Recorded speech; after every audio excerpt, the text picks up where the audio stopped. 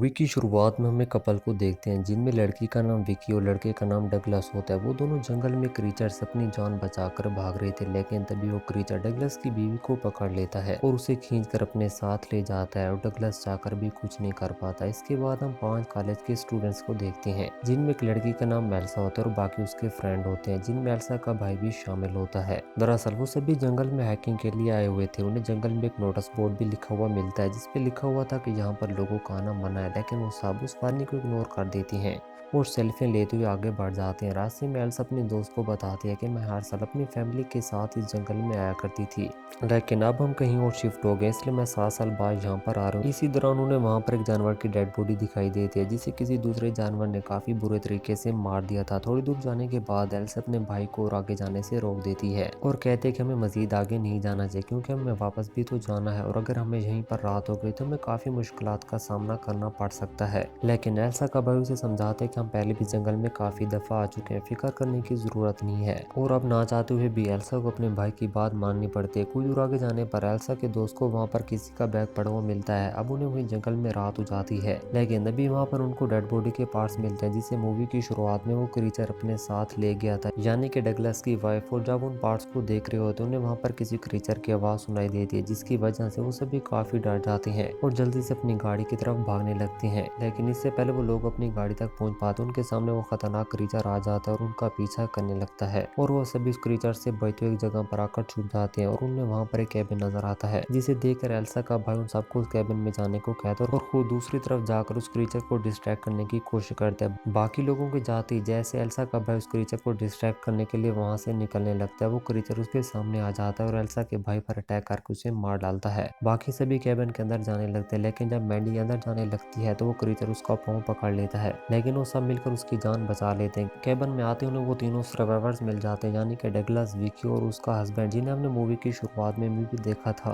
उन तीनों ने मिलकर उस पूरे कैबिन को ब्लॉक कर दिया था ताकि उस क्रीचर से बच जाएं। इसके बाद विकी एल्सा को अपने बारे में बताने लगती है कि हम चारों एक बिजनेस ट्रिप पर जा रहे थे जिसके बाद हमारी गाड़ी खराब हो गई थी और हम यहीं पर फंस गए। उस क्रीचर ने हमारी फ्रेंड को भी मार दिया। तभी एल्सा का फ्रेंड बताता है कि मैंने सभी के पेरेंट्स को कॉल कर दी और पुलिस को भी इन्फॉर्म कर दिया और अपनी लोकेशन भी बता दी है, जल्दी कोई ना कोई हमारी हेल्प के लिए यहाँ पर आ जाएगा। तभी डगलस कहता है कि कोई भी हमारी मदद करने के लिए यहाँ पर नहीं आ पाएगा और अगर हमने इस कैबिन से निकलने की कोशिश की भी तो वो क्रीचर हमें मार देगा। इसके बाद वो सभी डोर्स और विंडोज को और अच्छे तरीके से बंद कर देते हैं ताकि वो क्रीचर अंदर ना आ सके। एल्सा और उसका फ्रेंड आपस में बातें कर रहे होते हैं कि वहाँ पर वो क्रीचर आ जाता है और कैबिन में घुसने की कोशिश करता है, लेकिन वो लोग उस विंडो को भी बुला कर देते हैं जिससे वो क्रीचर अंदर आने की कोशिश कर रहा था। इसके बाद क्रीचर कैबिन के चारों तरफ घूमने लगता है और एक विंडो के थ्रू अंदर आ ही जाता है। वो लोग उसे रोकने की कोशिश करते हैं। इसी दौरान विकी का हस्बैंड जख्मी हो जाता है। मैंडी और एल्सा उनकी हेल्प करने के लिए वहाँ पर आ जाती हैं और वो ड्रेसर को उठाने लगते हैं ताकि उसकी मदद से क्रीचर को रोक सके, लेकिन वो ड्रेसर काफी भारी होता है और वो दोनों उसे नहीं उठा पाते। तभी एल्सा का फ्रेंड पेपर स्प्रे लाकर उस क्रीचर पर स्प्रे कर देता है। तब उनकी आवाज सुनकर डगलस भी उनकी मदद करने के लिए वहाँ पर आ जाता है और इसी वजह से वो ठीक वक्त पर ड्रेसर की मदद से विंडो को ब्लॉक करने में कामयाब हो जाता है। यहाँ पर विकी का हस्बैंड डगलस को उनकी मदद करने के लिए शुक्रिया कहता है। तब डगलस कहता है कि हमें दरवाजे और विंडोज को ब्लॉक करने के लिए हमारे पास वो ड्रेसर नहीं बचे और ना ही हमारे पास वक्त है, इसलिए हमें जितना जल्दी हो सके यहाँ से निकलना होगा। डगलस कहते हैं कि हम इस जगह पर ज्यादा देर नहीं टिक पाएंगे और ना ही हमारी मदद के लिए यहाँ पर कोई आने वाला है। ये सुनकर एल्सा का बेस्ट फ्रेंड कहते हैं कि मैं जाऊंगा बाहर और मदद लेकर आऊंगा।